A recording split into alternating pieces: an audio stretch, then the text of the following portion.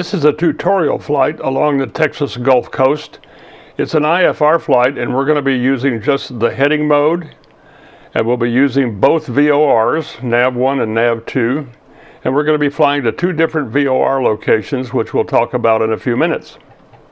There are links to 3 files in my Google Drive, which you may want to download for reference. The first is a document, a PDF document with all the flight settings and comments on what I did to set the flight up. The second is a desktop screenshot, which gives you the Little Nav Map flight route. And the third is the actual flight route itself, which is in MSFS 2020 format as a .pln file, which you can use to load into the flight simulator. As you can see by the screenshot of our instruments, we are not using any glass cockpit items and are really flying with just steam gauges and really rudimentary autopilot capability, which we'll talk about later. Circled in green on the Little Nav Map inset above is our takeoff airport, which is Chambers County Airport in southeast Texas. And we're going to actually take off on runway 17, which has a heading of 170 degrees. And we're going to fly manually. We're going to go south for a little bit, and then we're going to use the heading bug to turn 90 degrees, so we're headed east. And then we're going to intercept our 104-degree radial down to the SBI VOR, which will be our second point along the way. As we approach the SBI VOR, circled here in green, we'll be preparing to switch from VOR1 to VOR2, which will take us on a 357-degree heading up to the BPT VOR to the north of us. BPT, the VOR, is now circled in green. We're going to be heading up toward that, 357 degrees. When we get to BPT, we need to either stay on that VOR and change our heading over to 51 degrees to head toward orange, or we can actually retune VOR1 to the same frequency as we have VOR2, and we can simply switch from VOR2 back to VOR1 to get over to orange. It saves having to make a turn using the OBS knob. And here the green circle is around the Orange County Airport, which is in Orange, Texas. And this runway is going to be runway 4, which is at 40 degrees.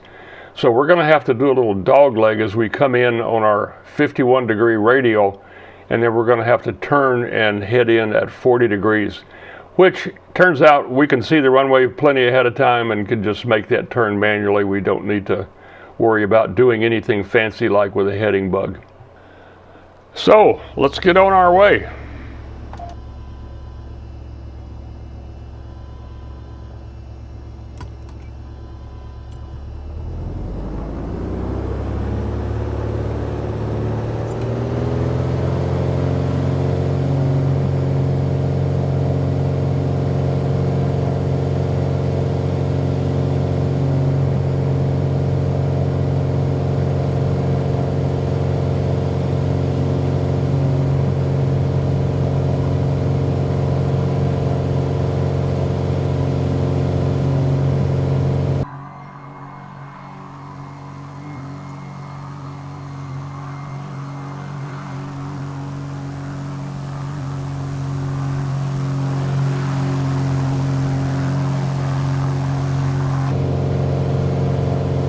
So we've lifted off and we're manually flying roughly 170 degrees, which is the orientation of our takeoff runway. As you can see here with the cursor, my heading bug is preset to 90 degrees. And in just a bit, we're going to be implementing the heading. Here it goes. So now we're headed turning toward 90 degrees to go intercept our course of 104 down to SBI.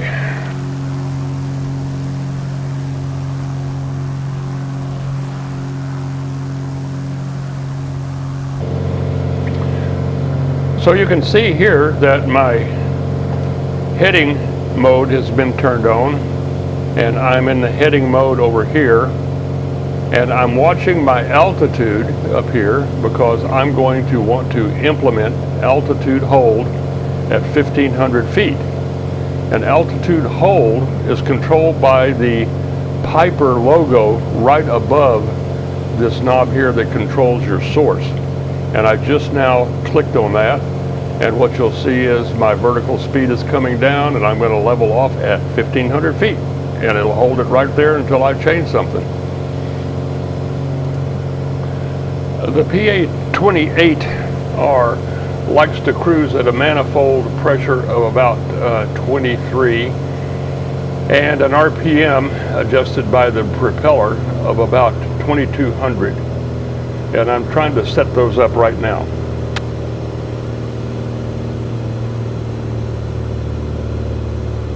In our radio stack, the NAV1 radio is on top, NAV2 is on the bottom. So as you can see, the OBS indicators to the left of the radio stack, NAV2 is on the bottom, NAV1 is on the top. And we are just about on course, we're about on our intercept, so we're going to be changing over to the NAV mode from the heading mode here, and we will be going to SBI along our VOR route on the leg of 104 degrees.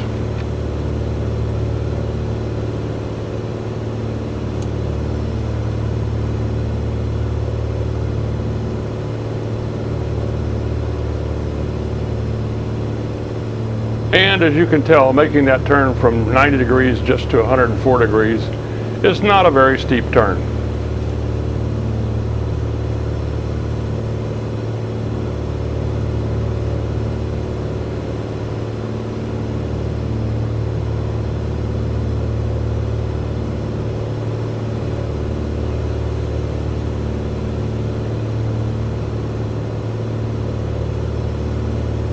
The heading from the BPT VOR toward our final airport is 51 degrees, but the runway at the airport is at 40 degrees.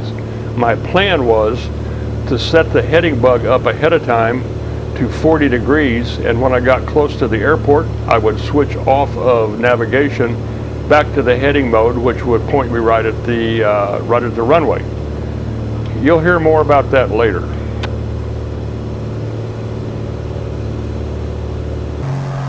That little white dot on the ground just below the aircraft is actually the VOR SBI.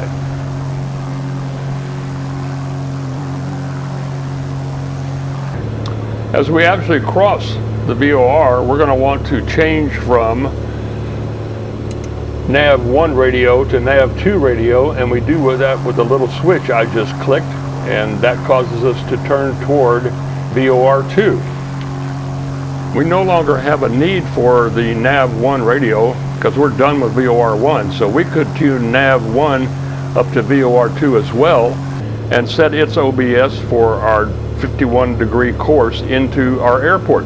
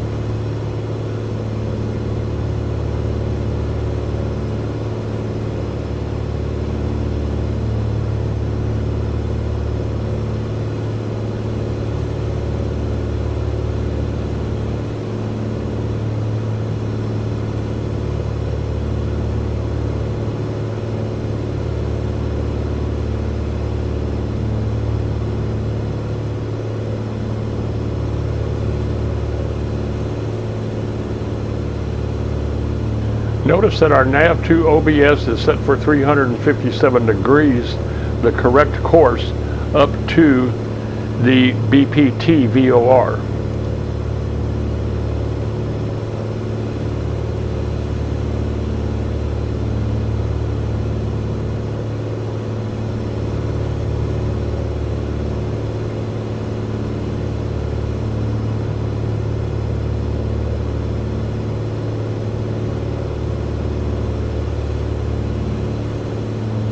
So I can now change my nav1 radio frequency to VOR2. So nav1 and nav2 will both be set for the BPT VOR.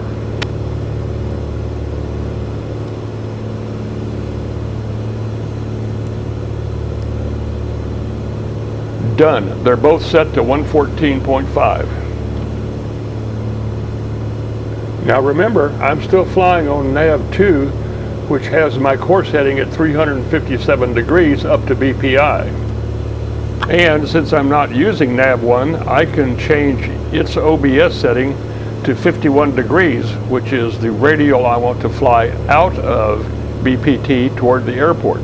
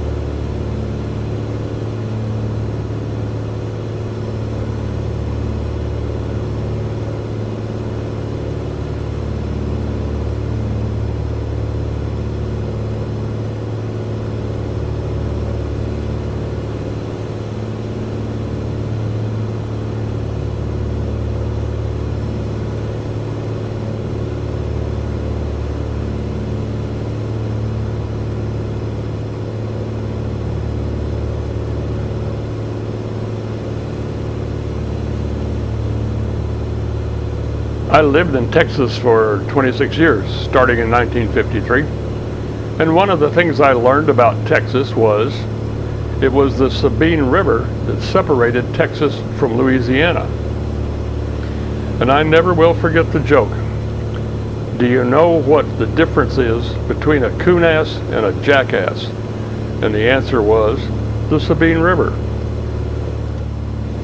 We just passed over the BPT VOR, and if you watch, the OBS for nav2 is getting a little wonky. So it's time for us to switch over to nav1, and that will turn us on 51 degrees toward the Orange Airport.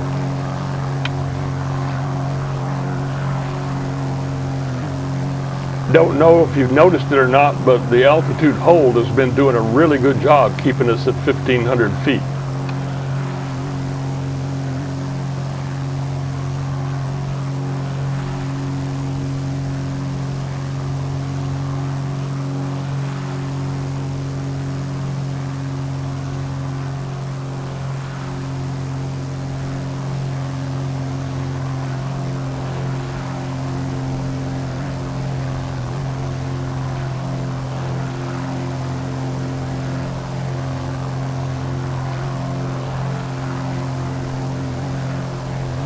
Well, we're getting close to the airport, not as far as it was when we started, and it's really been a great experience for me.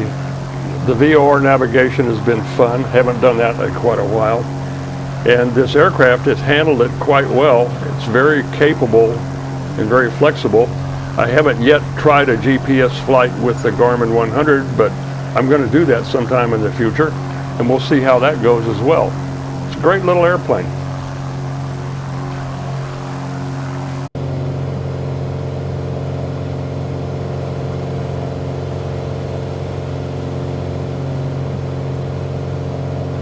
We can begin to power back a little bit now and start a nice, easy, gentle descent. We're not that far away.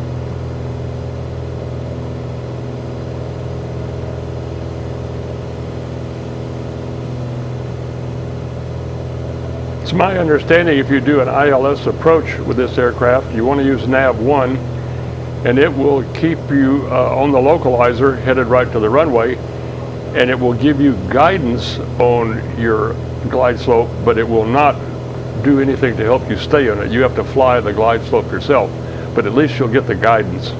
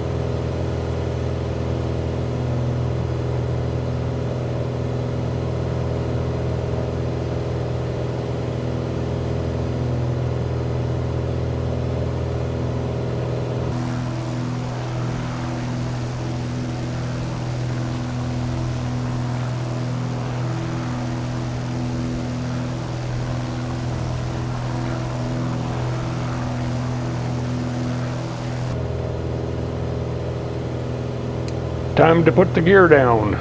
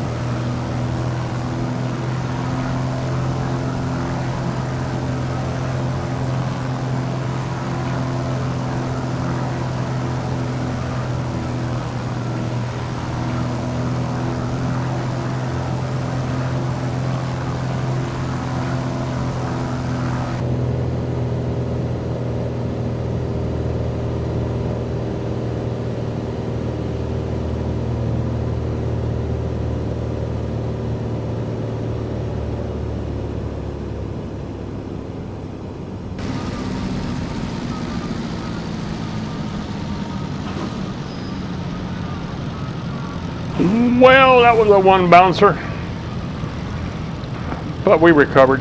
Hey, thanks for riding along with me. I hope you got something out of the video and it was helpful to you. I found doing this was just a whole lot of fun.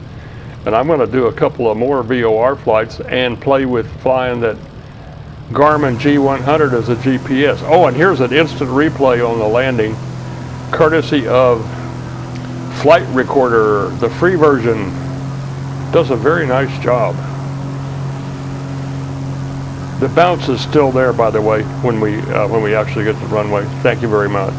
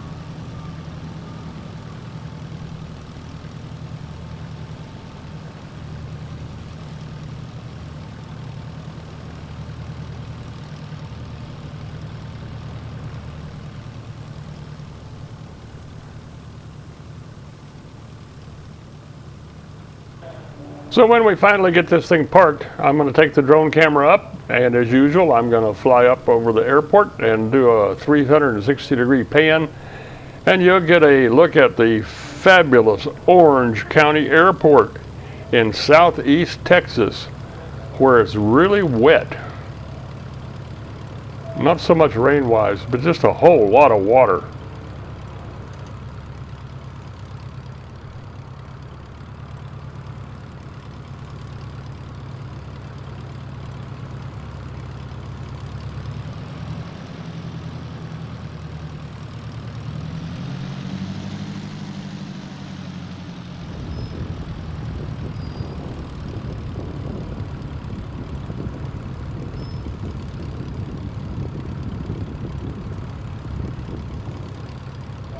Sorry, shouldn't be so picky about my parking place.